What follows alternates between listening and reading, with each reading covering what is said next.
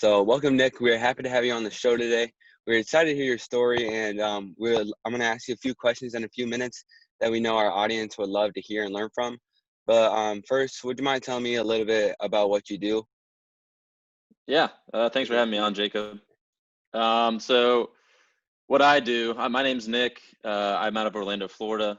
Right now, what I do is I help with lead gen in a real estate investment company, so home buying, flipping, selling, holding. We also hold some self-storage facilities, and I manage one of those. And then I also, back in the day, I was in vacant land. I'm still in it a little bit, but not as much back then, buying and selling selling it on owner financing. Yeah. How old are you? 26. I just turned 26 like a 26. week ago. Oh, nice. Happy birthday. Happy belated Thanks. birthday. So if you don't mind, we're just going to get jumping into the questions. Yeah, yeah. So did you always know you wanted to be an entrepreneur?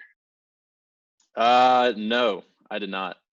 I was in college and I was kind of trying to figure out what I wanted to do. I switched my major like 4 times.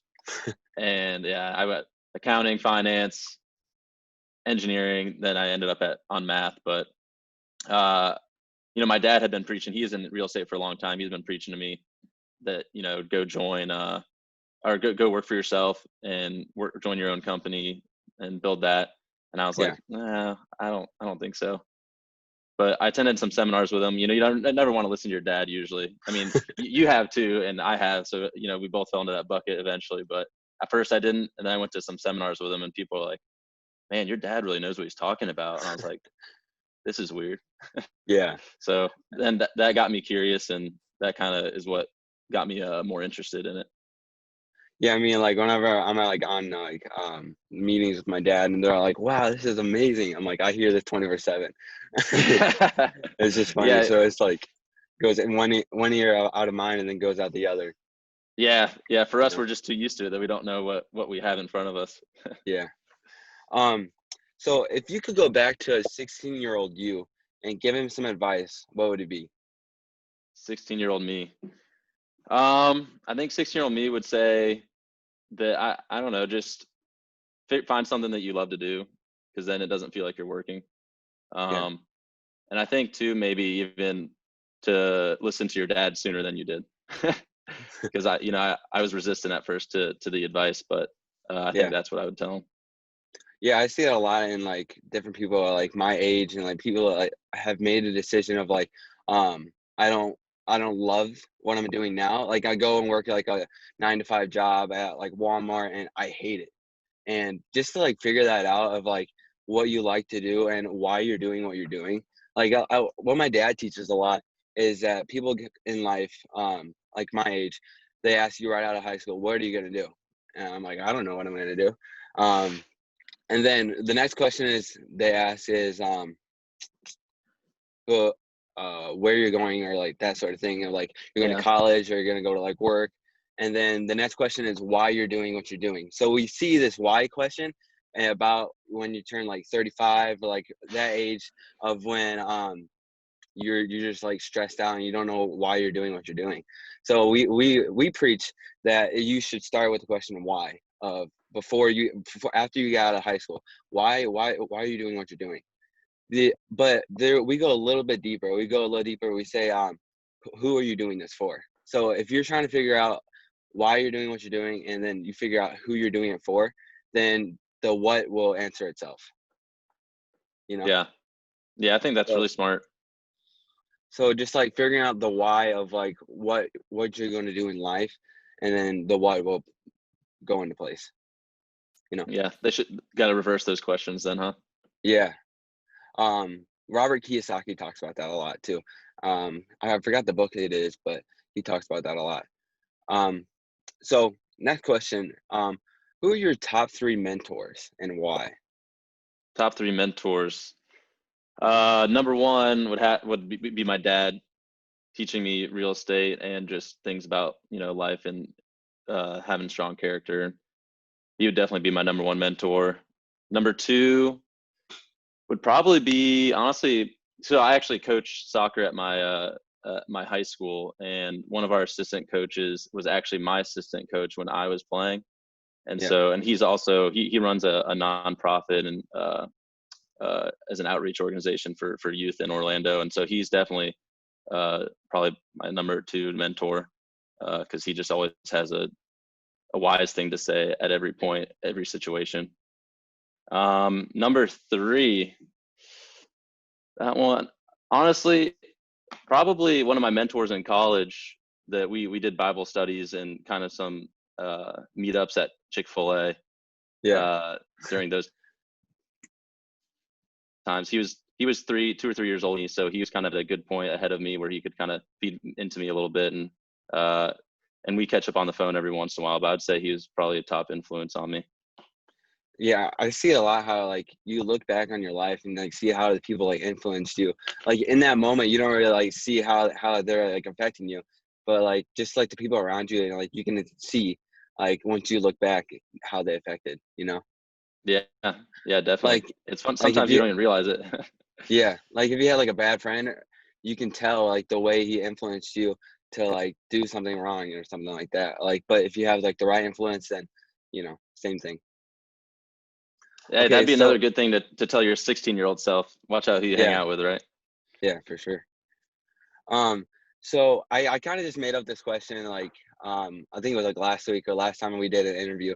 But so what are you doing if we finish this interview and you find a lottery ticket on the ground and you find out that you won $10 million? What are you doing? What are you doing with the money? $10 million. Yeah, that's a $10 good million question. dollars. Probably first off, hire a tax attorney.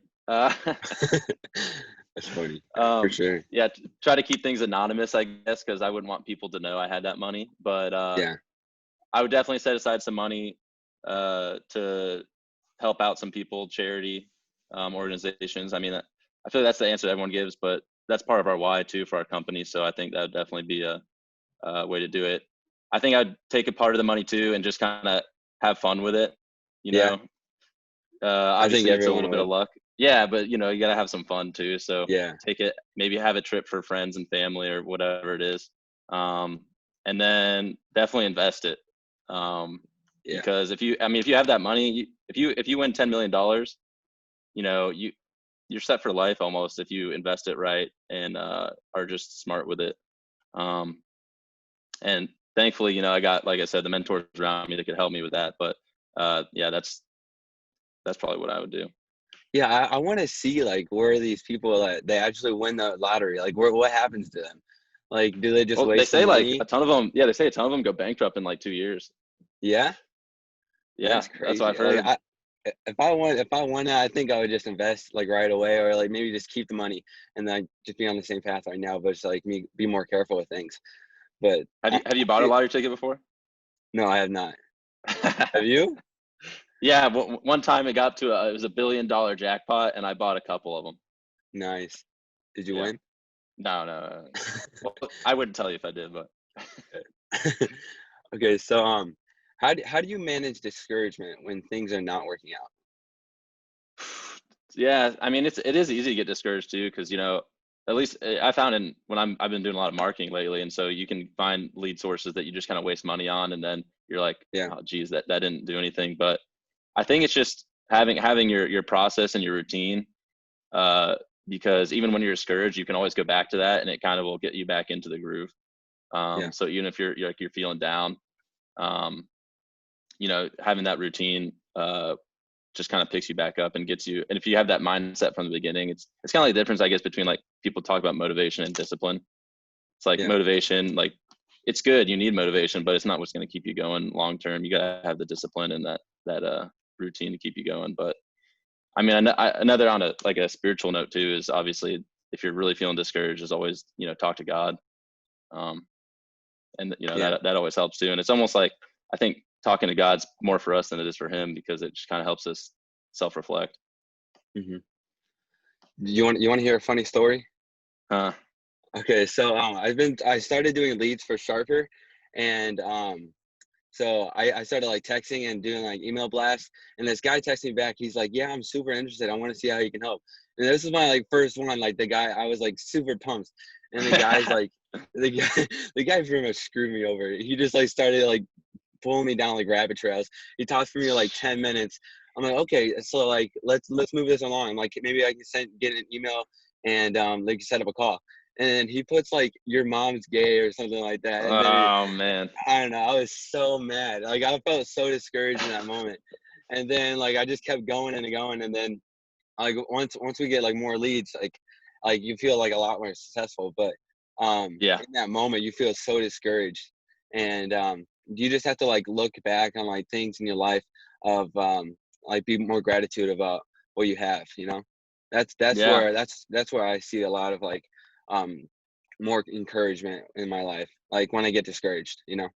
Yeah. I remember that too, like, because we just had our quarterly with your annual, and that's what Yeah, you and your family were talking about. Gratitude or kind of leads you away from bitterness.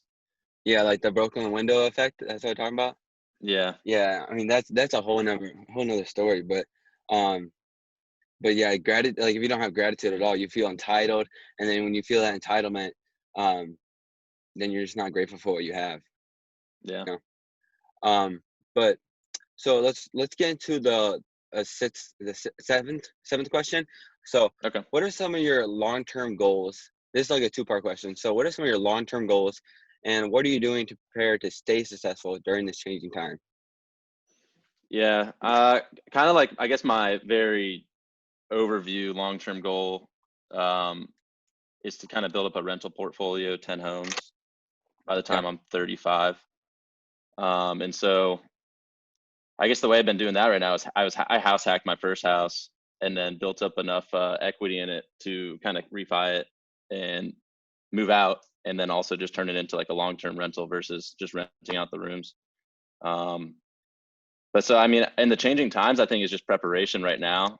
A lot of the guru guys are talking about the foreclosures and the evictions, being locked down, and as soon as those open up, no one really knows what's going to happen. Yeah. It could change capital markets, it could change the stock markets, and I don't know. We're just kind of waiting for that time because a lot of people are saying that's when a lot of inventory is going to come on, and for the people familiar with like subject to deals taking over, assuming someone's mortgage, that's probably going to be huge at that time to save people's credit score. So that we're really kind of anticipating that to happen, and those subject twos, those are great rental properties. So Yeah. um, that's kind of, I guess, how we're preparing for that.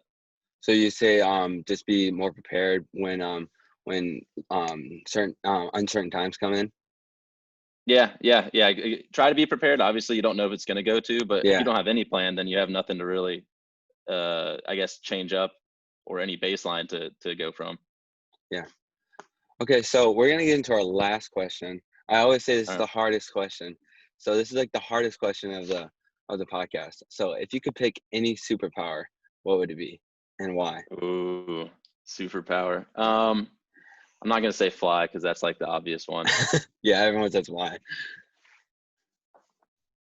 I think it's a good superpower. Have you? So that back when I was a kid, there's a movie called, like, I think it's called Time Stopper, Okay. and you can like stop. I think it was, you could stop time for, like, I forget what it was, like 30 seconds or something like that, and you could just pause it. I've always thought that would be a really cool superpower That because would then, be like, super cool. everyone's frozen. Obviously, it leads to like a little like mischievousness because you're like, oh, I can stop time, run into a store, grab this, and then run out. Yeah. Like go into a bank. But I always just thought that was cool just from watching that movie. Yeah. That is What probably pretty cool. what's the one that you always give? So I always get like reading minds, I always hear flying, I always hear speed. But for me, I would probably pick like let me think. Probably maybe like invisibility. I think that would be Okay. super cool. I mean, reading minds is kind of cool, but at the same time, like I don't know, I don't really want to know what you're thinking, honestly. That's kind of a scary one in my opinion. I Yeah, don't it's want to kind know of what a everyone's curse. thinking all the time. That's funny. As always, today's show was super valuable information. I just want to thank you, Nick, for being on here today. Yeah, thank you, Jacob. It was fun, man. Thank you.